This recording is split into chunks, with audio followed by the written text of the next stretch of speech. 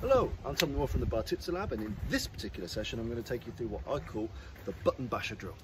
I call it the button basher drill because if any of you have played Street Fighter, Tekken, other video games that are based on fighting, you can get really good with a character. You can be amazing, you can know all the special moves, you can know all the techniques, all the strategies to make that very effective. Then you play with your mate Dave, who's never ever played the game, and he picks a character and he just mashes a button. He just mashes a button, just mashes square.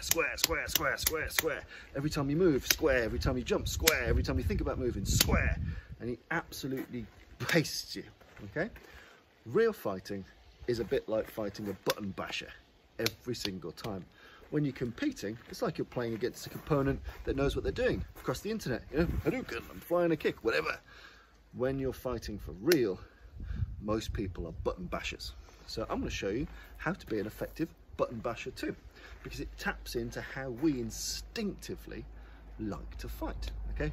Soon as something works, soon as I grab you and punch you in the face, am I going to want to reset into a throw, into an elbow, into a headbutt? We'd like to think so, because in martial arts DVDs and videos, it looks really cool to go, right, grab, hit, headbutt, sweep, choke. In reality, we're so relieved to have done something that's not shit and has worked that we'll repeat it a good number of times because it makes us feel good, it feels effective, and it is effective. So I like to work with a button basher drill, and the number I've found most effective is 4. So the drill in its basic form is this. Soon as I manage to get an effective strike, often striking for self-defense means we're striking within a grappling range. Soon as I get an effective strike, and I'm going to treat this as a grab and a strike to match reality.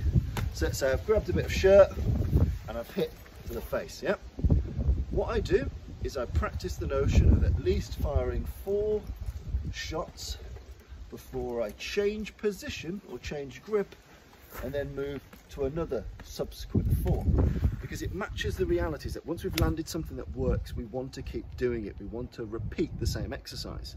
We can't keep doing it forever because eventually people wise up, but you've got about 4 strikes worth of time after you've hit someone for them to really concertedly cover up. It's the same way we see in mass stabbing. You know, people grab and go 1, 2, 3, 4, and then they'll go high, 1, 2, 1. You know, they'll up and down, up and down. It's the same with striking. So if you want to cheat, if you want to be a button basher, if you want to shortcut your way through lots of fighting combinations that just do not work or do not match to normal primate human psychology, then go with this drill. Get your attachment, bash out whatever 4 attacks you want, whether it's hammer fists, straights, palm heels, you know, chops, whatever you and your art feel most comfortable with. Get the attachment. Imagine you've landed 1, that's worked really well, you're going to land in 3 more. So 1, 2, 3, 4. Shift position. So in this one, I've gone from a lapel grab and I've hit him, and then I'm going to get the outer sleeve, turn him, and I'm going to do 4 hammer fists to his kidneys. So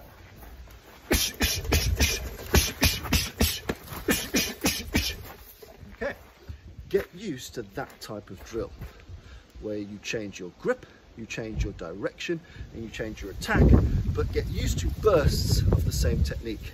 It's very valid, it's very useful, it's very visceral, and it does match the realities. As soon as I've landed something once, people's natural reaction is to rinse and repeat, the inner button basher that lives in all of us. So again, practicing your drill, get whatever grip you like, attack with whatever you like, and remember, psychologically, you typically will attack with 3 or 4 of the same thing if it's being effective. Bang, bang, bang, bang.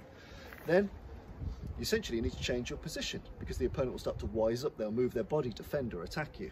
So from this one, I'll start from, I've grabbed the outside of his sleeve, I've turned him, and I've hit him with hammer fists. I'm then going to transition to a collar, and I'm going to fire 4 straights. Ready? So somehow, by hook or by crook in the fighting, I've done this. Bang. It's worked. I'm going to rinse it a couple of times. I can't over rinse it because it'll get wise. So I change my grip and I move off. After that, I might change my gripping hand. So I'll grip here and fire. So we'll make this a 3-part drill. So go with me on this. Get your attachment, venomously fire in the same shots a number of times. Button bash, change, button bash, change, button bash, until the opponent's health bar has gone.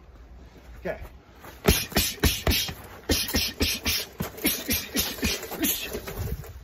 Straight off. It's a really good drill, really good technique, pulls itself off really well in concerted sparring and does match how you psychologically respond to violence. So with your attachment, multiple strikes, assuming that the first one has been effective, and getting in the habit of firing multiple effective, identical strikes before changing position and doing again. I find it really useful. It's something to think about, play with and test. Let me know how it goes.